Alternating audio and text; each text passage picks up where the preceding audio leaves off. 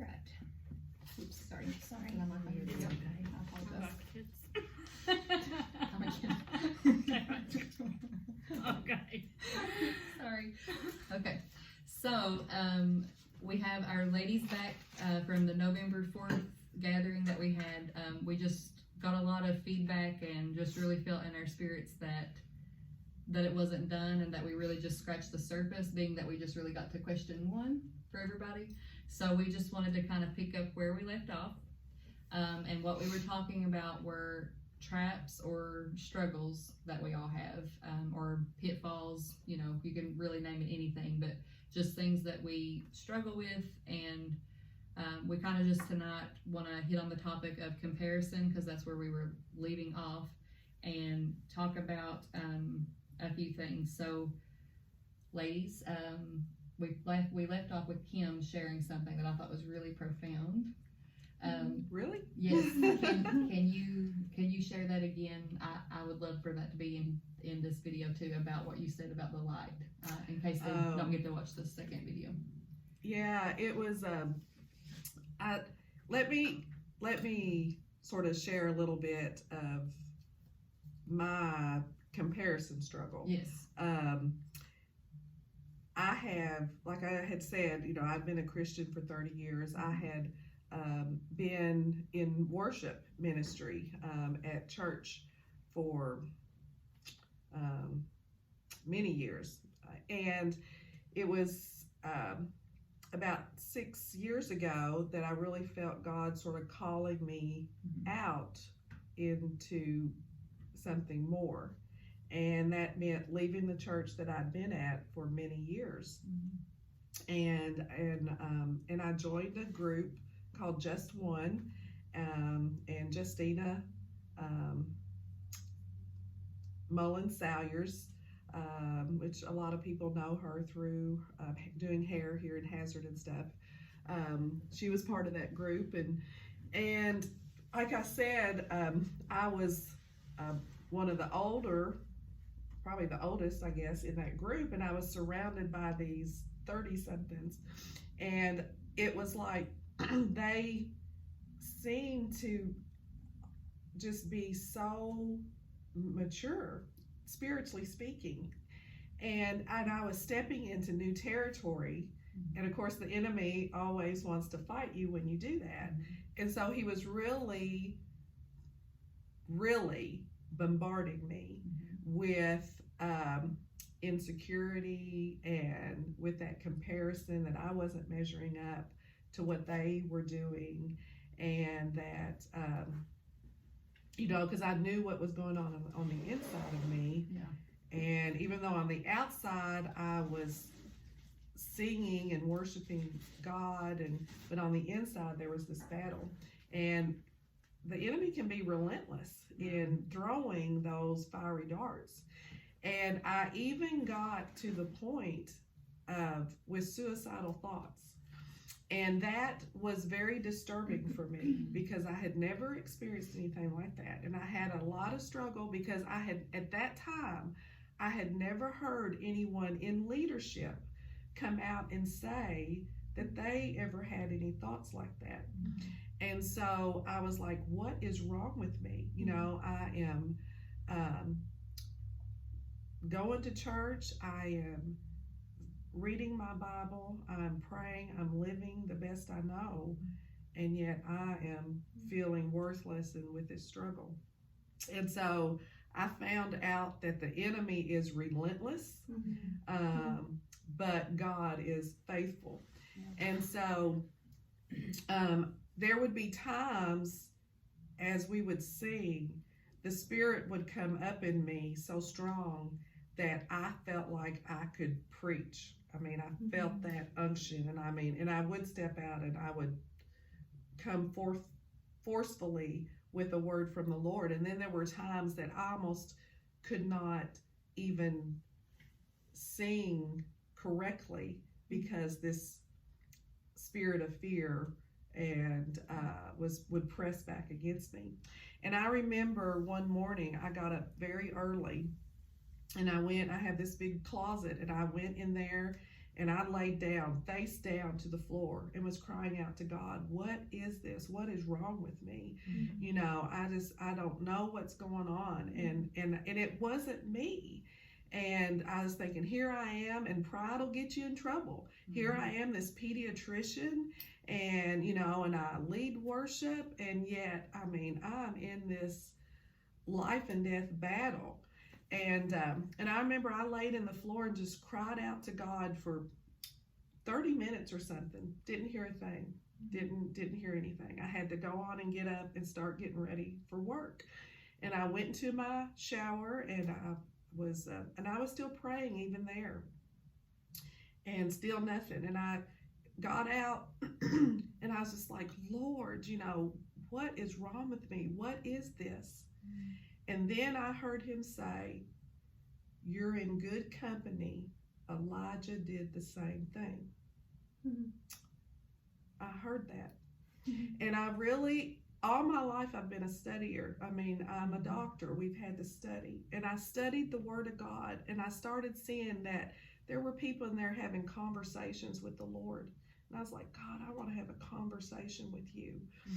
And that was one of the first times that I heard him sort of speak back to me. And I knew exactly what he was talking about, because Elijah was on the mountain with the against the prophets of Baal, and he prayed, and fire fell from heaven. And you know, and there was he stood and he said, are you going to serve the Lord, or are you going to serve Baal? And the God that is the God of fire is who we're going to serve. And fire fell from heaven. Right after that, Jezebel said, if you're not dead by tomorrow, you know, then I'm going to be dead. And he runs into the wilderness right after he's had that magnificent battle against the prophets of Baal. So I knew exactly what God was speaking about when he said that to me. And I thought, okay, you know, Elijah did the same thing. And yet, even him running into the wilderness, God came to him and he is like, what are you doing here? Get up, go back, you know, you've got a work to do. And so that was a start for me.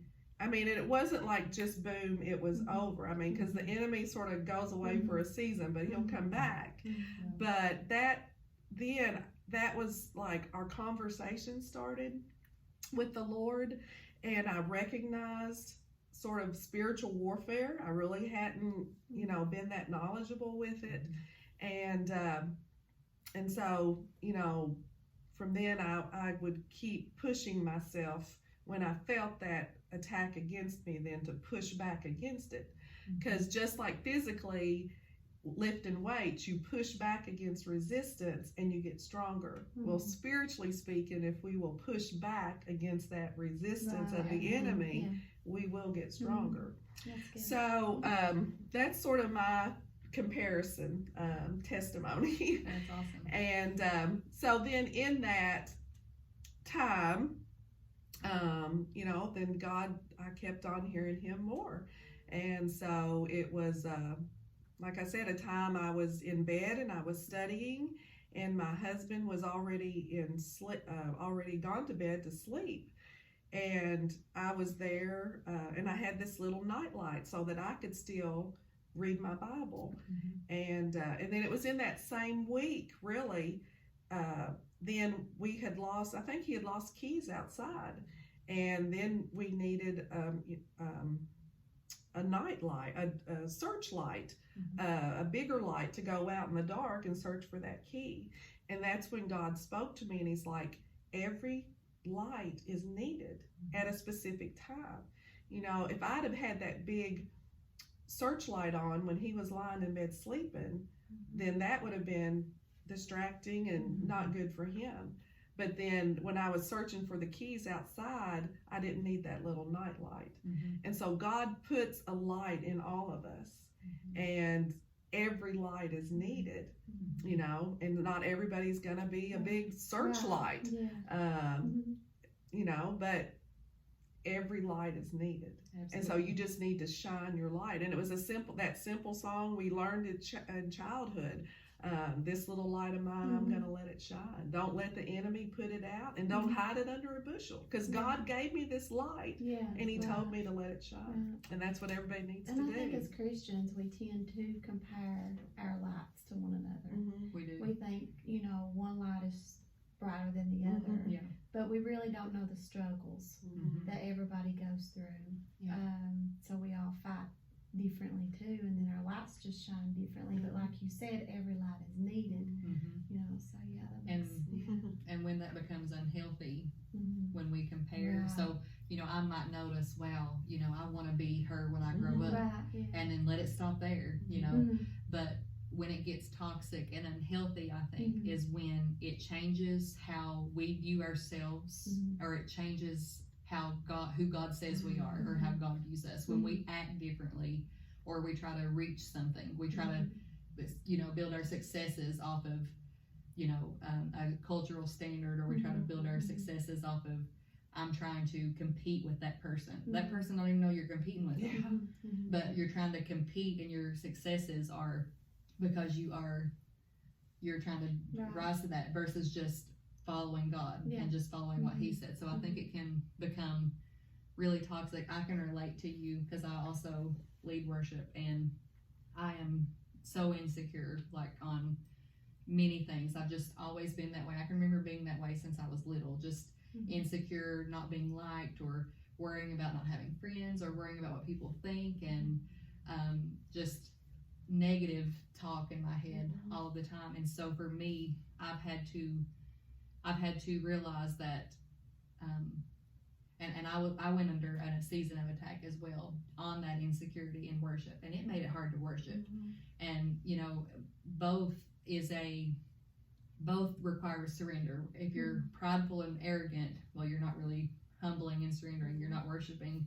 But also, if you're too insecure and you're not believing what God says about you, and that He's called you, then you can struggle too. So I can totally relate to that comparison thing, because I'll get up there with them girls, and I'm like, wow, like, I can't do that. But I was like, I think the Holy Spirit, like, if I get a compliment, which not that everything's based on that, I'm like, the Holy Spirit's like tricking their ears, or like, he's like filtering it right here, and then and I'm like, learn to say, you know what, as long as my spirit is in it and His Spirit's in it, then that's all that matters. But sometimes that's a fight, and like you said, sometimes it's harder than others. What areas have you two struggled with in comparison that you can think of, if you've struggled with it?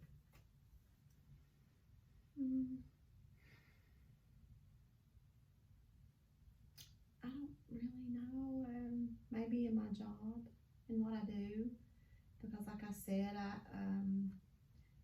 I really, as far as what I do, is there's people more qualified and has more letters by their name to do what I do. But I also remember, and I've questioned God with that too. It's like, Lord, I really don't even have what the world calls the qualifications to do what I'm doing. But I do know that I heard God's voice, and I just obey what He asked me to do. But God also reminded me of whom He calls, He qualifies. And so I don't, it's just hard for me to understand, but that's just what He says. Right, That, because I've always kind of wanted to go back to school and finish my degree and get my RN, and even I'd love to do even my bachelor's, or go back and do nurse practitioner. But at this moment, I guess that's just not where I need to be. And it's not that I don't want to, but God has put me in places that He just needs me at this moment. And so I just try, because I do compare myself sometimes, that because my sister is an RN, and so I compare, that is a comparison too. It's like my sister's an RN and I'm an LPN, so it's almost like people kind of look at that different, like you don't know as much. And then, but like me and my sister were talking one day, and I was talking to her about going back to school and stuff, and she said, sis, she said, I'm going to tell you. She said, the most I ever learned when I was doing my rotations, she said, I learned the most I ever learned from an LPN, an older lady that taught me everything. And she said, don't ever let that bother you, you know. And I said, well, but that's a comparison thing, you know, because it's the initials by your name or the education. And I'm not down in education by any means. I mean, whatever you can do. I mean, I want my child wants to be a neurologist. So I'm like, yeah, go. Do it, You know, do it. but that's a comparison thing. I kind of feel that in the job that I'm doing, that, you know, that was my battle was, Lord, I'm really not qualified to do this, you know. But like I said, he had to remind me, well, nobody called you to do this but me. And if I called you, I'll qualify you. Yeah. And there's many things in the Bible that he uses, you know, men and women in the Bible. You know, I mean, he used prostitutes in the Bible and stuff. I mean, you know, so, and he qualifies them, you know. Yeah. So I just, but that's a big comparison for me too. Is just that, and I don't know. Can I really. I think it's something our world pushes back at us, It is. this comparison It's thing. in the And culture. yeah, and Mhm. so we were talking before we started Monday. God's way is totally opposite of the world, you know, but yet when we enter into his kingdom, we still got this world mentality Yes. with us. Mhm. And it really takes a lifetime, I think, to you know, to sort of break free of that and realize, you know, it's not about being the best, better than those around me. It's just being the best according to God. That's right. And I remember hearing Mark Combs do a sermon, and he was it was the follow me, I will make you fishers of men. And that's, you know, that we need to leave the details of Right. how Yeah. you know Jesus makes us, Yes. and then what he makes us Mhm. up to him. Mhm. You know, as long as we just do the following him part, then Right. he makes us. Yeah. And then how we become fishers of men is up to him. Absolutely. And Yeah, and it's easy because we don't see, like we were talking about in the first video a little bit, we touched on a little bit with the follow me, you know, we don't see how he's going to do that. Yeah. And in the moment, we don't even, when we've got to choose to do that, when we've got to choose to follow him and drop our guilt and shame or drop this and accept some things that are tough to follow him, we don't see all the ways that once we do that he's going to free us and that he's going to bring us and how he's going to call us. And it's a journey, like you were saying as well. Well, you know, I was just thinking about us. You know, I'm a 47-year-old woman, and then all of us have different ages that we're more mature. But it's like these girls know that I've told them in the last couple months that the Lord has just really burdened my heart for our children. So, teenage girls, and just to hear us compare as adults, and then what they go through. You know, with social media and I mean, you know, my heart is so burdened for kids right now, and I just hear us talking, and I'm thinking, you know, we're more the mature mind. We, you know, and actually we've walked with the Lord, and you've got these young girls out here, young guys, that you can imagine what their little minds go through. Yeah. You know, and so that's just something the Lord has really burdened me, and I think it's our place too to pour into our kids and other kids, and so it's just the whole comparison thing. I can imagine, you know, because I've seen my son go through it at 13, and so it's just I think it's just a difficult season. Yeah, and I For think us kids. I was thinking of that on the way over here, how when we struggle with comparison, we put ourselves down. You know, we're or maybe we're putting other people down. Maybe we're like, well, I'm not that. That's not right either. Yeah, But absolutely. you know, I feel like when I struggle with it, it's putting myself down. And I've got a little 3-month-old girl just getting started into this thing. And I had a friend who her little girl's about the same age as Elam, and She's just recently had another child, and her little girl noticed her stretch marks, and she was just noting how careful she was to answer her, because the little girl was like, "Mommy, what are those?" She was really concerned, like, what are those? And she's like, "Well, the red ones are from your brother or sibling, and then these are from you. The white ones are from you. So this shows that I had you, and this shows that I had him." And now the little girl just loves them, instead of what would most of us say? Right. What would most of us do? Try to hide them, really. We'd say, "Oh, Yeah. We Lord, try to hide the I'm flaws. fat," or "Oh, that I look bad." Then they pay attention to what we say. Mhm. And so if we want them to see God's truth, Mhm. and like I said, I'm just 3 months in, Right. and it don't have to be boy or girl, but Mhm. if we want them to see God's truth, we have to live it and try to walk it ourselves, and because Right. they're watching us and they're listening to everything. Oh, that I we try to say. tell Mhm. Connor all the time, don't you ever forget you are created in his image. Mhm. No matter what anybody says to you. Mhm. Because I didn't grow up with that having been said to me. Mhm. So that would have been important. I don't know if y'all have ever thought about writing a letter to your younger self. Mhm. What would you tell your younger self? Oh man, I would Oh, tackle this. yes. I would tackle Yeah. this insecurity, Yes. that Mhm. thing in me about, and I'm seeing that in Be my secure in son. who we are and how Christ created us, our Mhm. hearts, our emotions, Yeah. everything. That's Absolutely. just how God. Because me and Kelly's had the discussion many times at work about I'm just, I'm an emotional creature, and Kelly has even said, well, that's just how God has created us Mhm. as women, as caretakers, and so we just kind of get down on ourselves when we start. But it's true. But I'm just, and I've stopped apologizing for every time I cry because that's just who I am. Yeah, exactly. And God gave me that heart to care for people Right. and just to be sympathetic with people, Right. and not everybody's that way. That's your so life. right, and Like so you we said. right, Mhm. exactly. Yeah. So I've just, and it's taken me this long to really just accept that. But the closer I walk with the Lord, the more He makes me feel secure.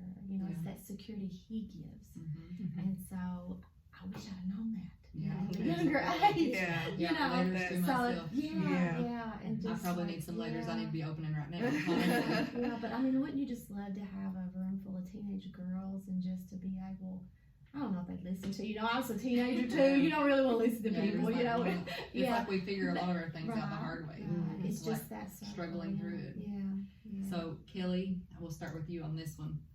How important would you say that having a person or a group of people for support is, whether we're struggling with comparison or anything? Oh, yeah, oh wow. No, it's vital. I mean the importance of, and these ladies here, I've been close. We've all walked through different seasons with each other of each other's lives, just period. And the value of having that friendship, that safe place. When you're struggling with things, maybe you've not yet told the world or testified about or overcame or anything like that. You're just trying to work through it. Just somebody, a safe place. Because I really feel like God uses each of us for other people. It's like we go through things. We understand hardship. So we know what it's like to be down, and we know what it's like to, yes, depend on God. Yes, we pray. Yes, we cry out. Yes, we read our word. But God says, He wants to use our mouth for encouragement, our hands for touch or hug or love, just that tangible spirit of His. And so there's something, it just becomes real. Like I can read the Bible, and it affects me one way. But if you tell me something and I can see you, I can feel you, I can touch you, God's using that individual at that time. Absolutely. So I think it's kind of most powerful to have somebody, and it's like it just makes it real for you. And groups of people, absolutely. I mean, you can never, I think one of the things when I was talking about last night I was talking, or I think I talked about, I'm not sure if I got there or not, but during that stage of discouragement after marriage and kids, I went through discouragement with church, discouragement with accepting responsibility, just getting into my new role as, mother and all these things. I had a lot of struggle with that. So discouragement came over me. I became more isolated, not quite the zealous person I wasn't. I didn't do the things. When you have kids, you don't do the things that you once did, and you get off to yourself. So, and when you isolate like that, it makes it harder for you. So God never intended us to walk it alone. And there's power in numbers, in community. And so to me, it's just vital, because somebody has something to offer. And it's just amazing, because he'll connect you with the right person at the right time, that you feel safe to dump your stuff. Everybody's like, man, I'm sorry to dump all like, it's okay, like I don't want to no, you're not bothering me. In fact, you're relieving yourself. I always love that. It's okay, like diarrhea in the mouth, but it's all good, because a lot of times That sounds really bad. That's what we all say. Do not cut that out. Diarrhea. And diarrhea. That's what we do. But I think of the gospel of peace and how Paul used, like, from that Priscilla Shire study, where he used the Roman soldiers' clothing to describe the armor of God, and how their shoes were shot, like they had the spikes in the bottom of them to dig in, like in battle, and how if you're linked arms with your brothers and sisters, and one of them falls, you're dug in, and you're strong, and you pick them up. And I think of that analogy of how important it is for us. Teresa's got something. She's flipping. Go ahead. Like I said, I do not know the script. I have to look. I know what I'm wanting to look for, so just go ahead. Well, I'll say something real quick while she's hunting for her verse. Something that God revealed to me, in Exodus, and Joshua was in the battle. Moses was on the hill, and he kept his arms up, and Joshua was winning the battle. But he got tired, so then Aaron and Hur got on each side of him to hold up his arms. But for us women, it was like God said, you need an Aaron, E-R-I-N, and a Hur, H-E-R, to hold up your arms sometimes. And that's us girls. I mean, we need some Aarons and Hers, so to speak. And sometimes we're the ones in the battle, and we need our girls on the side holding up our arms, and then sometimes it gets switched around, and we become the one holding up. Absolutely. And I would say before my big struggle, God led me to be grounded and surrounded. And I did not know, he put this desire to do the Armor of God study and invite people to it. It was like a zeal. It was like, you got to come. Like, I would annoy people. And I was struggling a little bit with stuff with Elon, but I was nowhere near struggling like I was about to. Had no idea what was coming. But in that group, I've been a Christian since I was 4. But I learned in that study how to fight.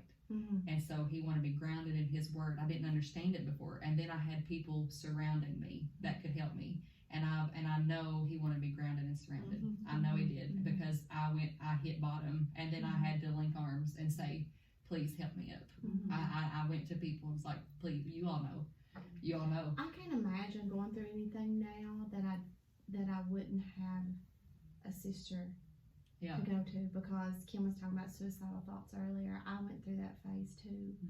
And it seems like that's when the enemy puts, like, when God's getting ready to catapult you into something, the enemy is just coming as hard as he can come. But I remember I was going to work one morning, and this overwhelming, I knew it was like a demonic presence, like, because as a Christian we can't be possessed, but the oppression of the enemy, and I could feel it, but I felt the thought processes you know, of I heard it Mhm. telling me to end my life, you know, that you can't handle this and you can't. Mhm. And Mhm.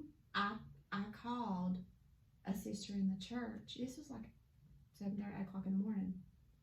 And I'll never forget. I mean, it's like I could not get to her house fast enough. And we sat in my car for 3 hours. And that's how important it is to have a sister, a godly sister, Yes. to just pour into you. You know, because the enemy wants to isolate us He does. when we go through that, because that's where he can kind of just hover over us. Mhm. But there's so much power in just the name of Jesus and somebody speaking that Mhm. over you when you can't do it yourself. Yes. Because when I was in that phase, I couldn't speak it. I couldn't even say the name of Jesus. You feel so But then afraid. she could. Yes. And just her godly presence and that little light, that light of hers was just beaming into the darkness that was in my car. Absolutely. So even though I was kind of like paralyzed in the fear, it was that light that she brought as a Christian and that soldier of the Lord, you know, Mhm. that was present. Mhm.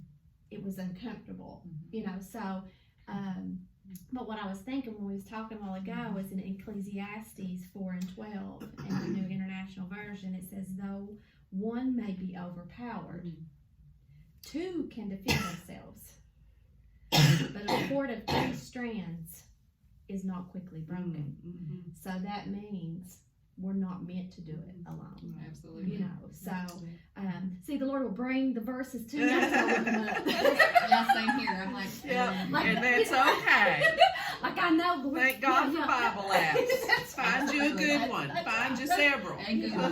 Yeah. And Google. Yeah, so I mean, it is so important for us to Mhm. have that spiritual bond with somebody. Absolutely. Mhm. Yeah, I don't know. And to be able to do what we're doing right now. And be you know. have somebody you can be transparent Mhm. with. Yeah. Like I'll never forget. I want to say this one thing. We had a patient one day. I don't know if you remember it, Kelly, but she was in my office and we were getting ready to pray around her. Huh? So we go ahead. And we were getting ready to pray around her, and you could she was like. It was like she was amazed. Remember when she said, "Oh my gosh," she said, "Y'all look like soldiers coming in here." Like she said, when we come around her, she felt like we were soldiers and we were protecting her.